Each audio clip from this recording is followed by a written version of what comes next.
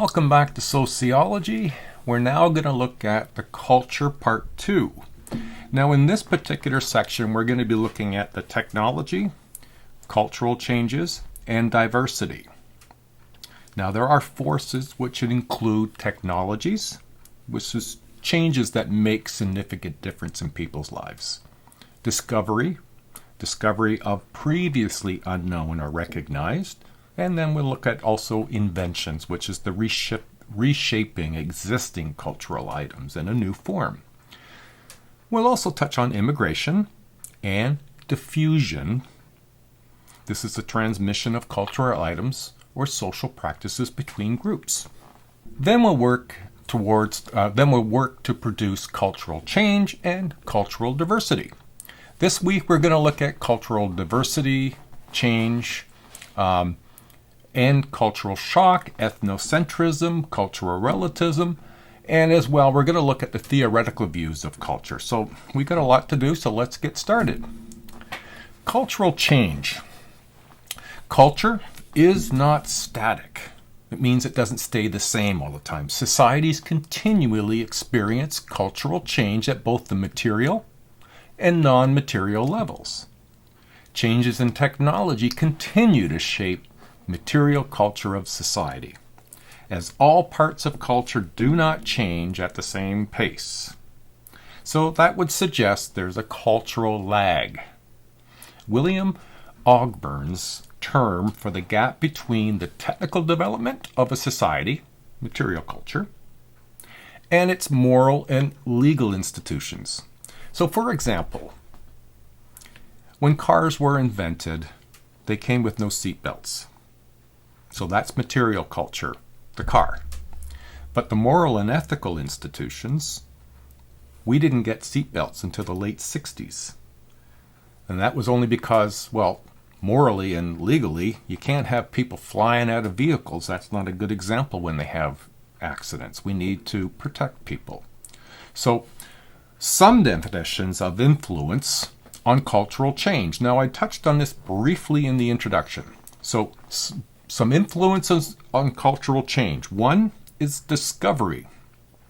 Discovery is something previously unknown or unrecognized.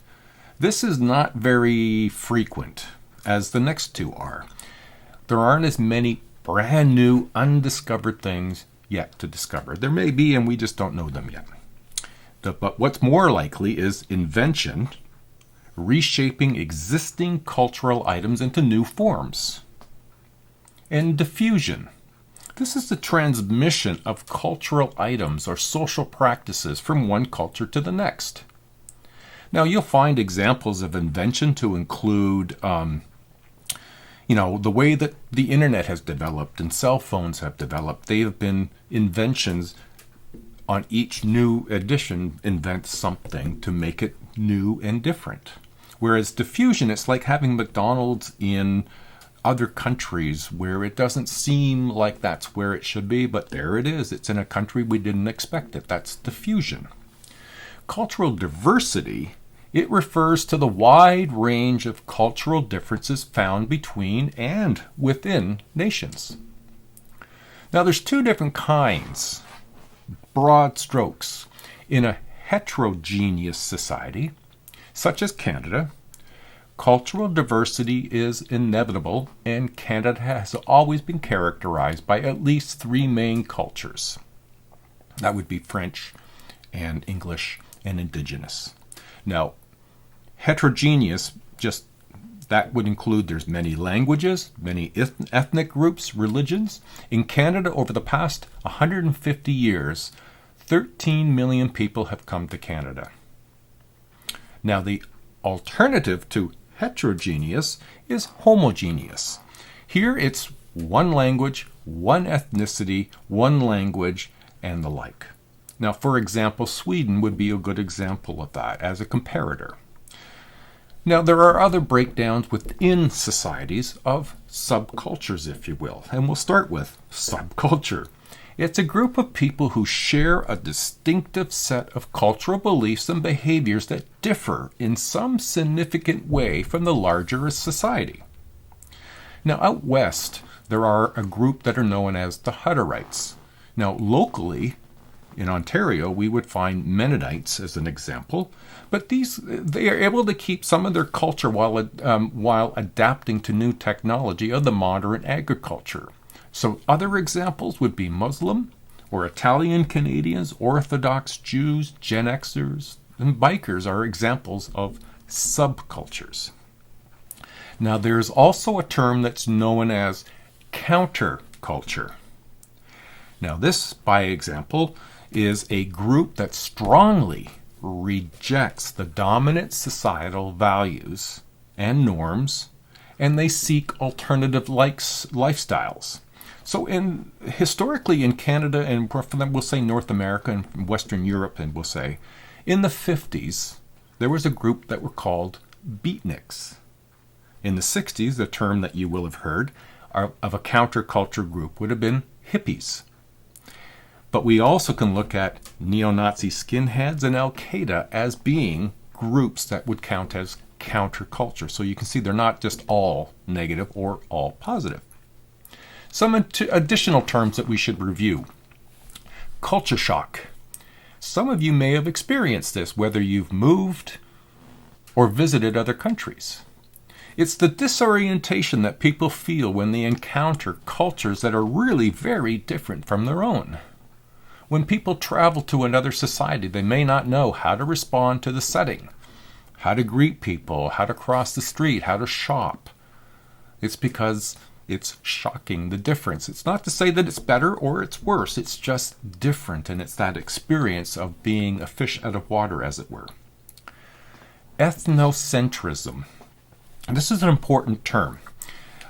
This is the tendency to regard our own culture and groups as the standard that everybody else must meet, and therefore it's the superior position, whereas all other groups are inferior. Now, based on the assumption that one's own way of life is superior to all others, and of course that can't be that way. Now, there are examples of positive ethnocentrism and negative ones.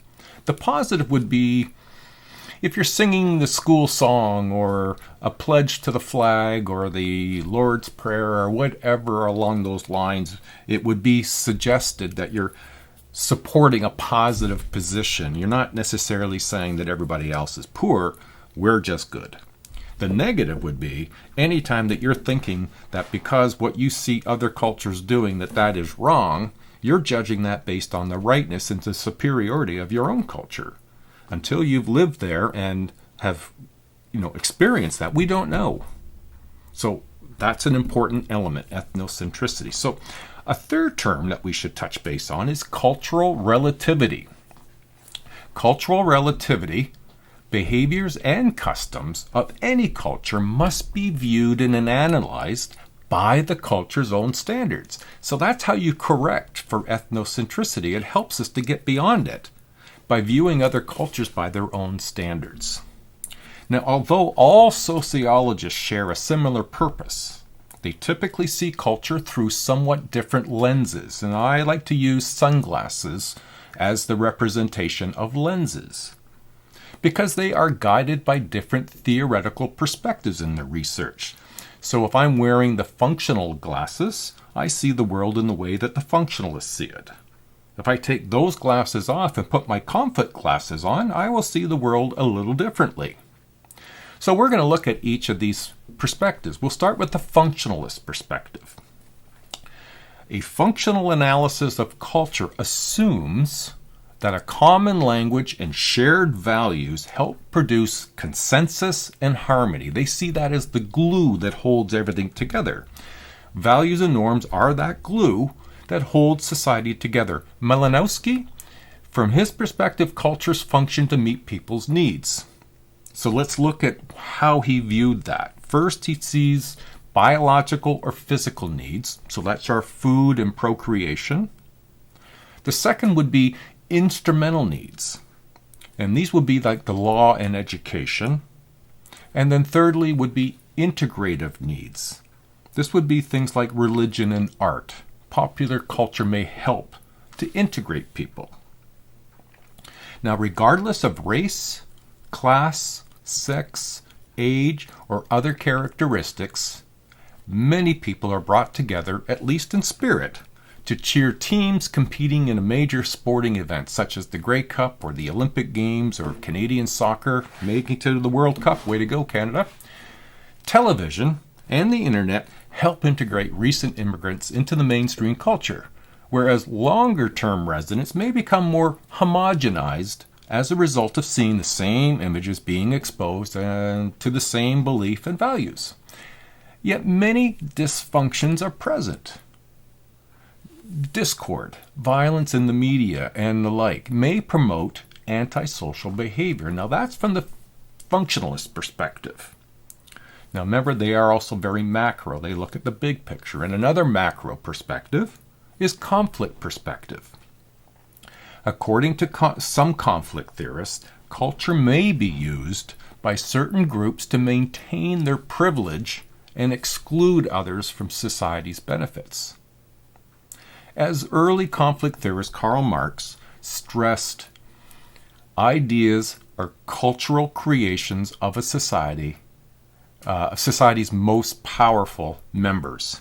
Thus, it's possible for political, economic, and social leaders to use ideology, an integrated system of ideas that is external to and coercive of people, to maintain their position of dominance in society.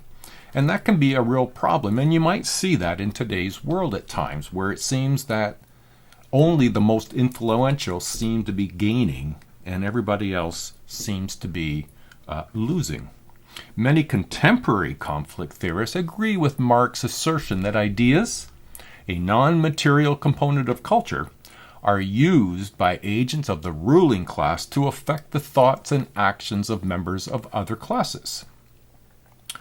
Mass media conglomerates such as AOL, Time Warner, Disney, and Viacom create popular culture such as films, shows, and amusement parks that convince and demonstrate those sorts of elements.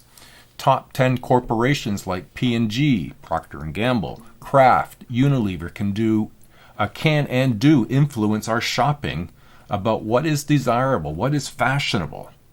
Consider Unilever. View their webpage. Unilever's webpage is filled with products that you probably use but maybe didn't know they were owned by the same company. They function to promote the increased consumption of commodities. People come to believe, I need that. I must have that. The next one we're going to look at is symbolic interactionalist perspective. The symbolic interactionalist, remember, this is the micro group, and they suggest that people create, maintain, and modify culture as they go about their everyday activities, because this is micro, which means they're doing a lot of talking and sharing ideas and making understandings. So from this perspective, symbols make communication with other people because they provide people with shared meanings, and people create and maintain and modify the culture as they go. People negotiate their social realities. Values and norms are not independent realities that automatically determine their behavior. Rather, we tend to reinterpret them in each situation we encounter. Because there's different people in them, therefore there's different interactions that can occur. This approach highlights how people maintain and change culture through their interactions with others. If I were to reach out to shake your hand, and while I did that, you stomped on my foot, I would need to reevaluate my gesture, its meaning, and my future action based on our face-to-face interaction. I might have to readjust. Next, we'll look at the postmodern perspective.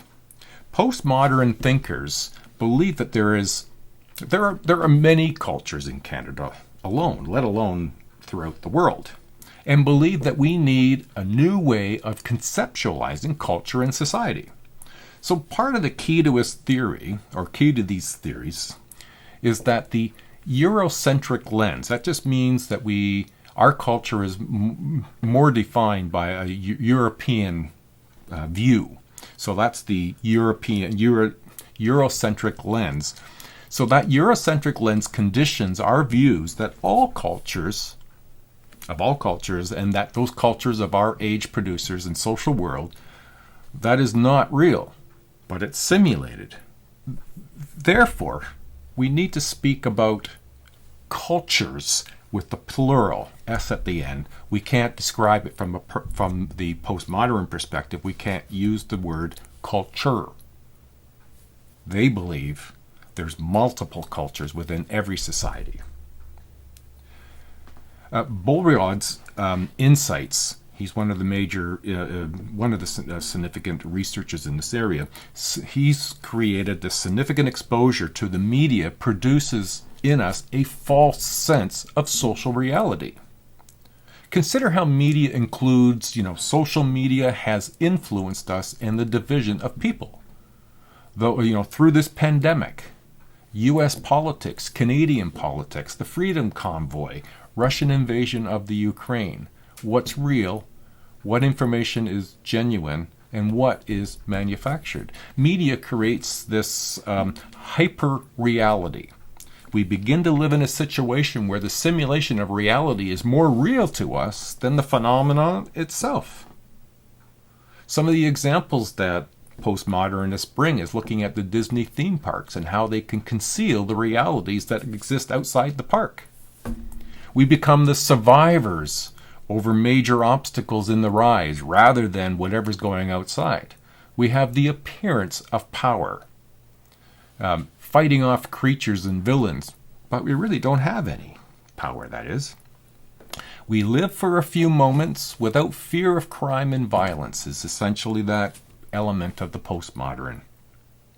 So if we were to consider something in the future, in terms of culture, as we look forward to the future, both diversity and technology will continue to shape culture. And the global culture patterns, reinforcing the values of keeping our sociological imaginations actively engaged. There might be some predictions, we'll see. Cultural diversity is likely to continue to grow. Technology, especially television, radio, videos, electronic communication, computers, and cyberspace, will have continued and profound effects on culture. And that's not too surprising. Do we have cultural freedom? Really? Or is it symbolic? Most of the world's people, however, will not be able to participate in this technology. They will be concerned with basic subsistence. Now, that's a comprehensive chapter. It's something that we experience every day, culture. We're just not aware of it as culture per se.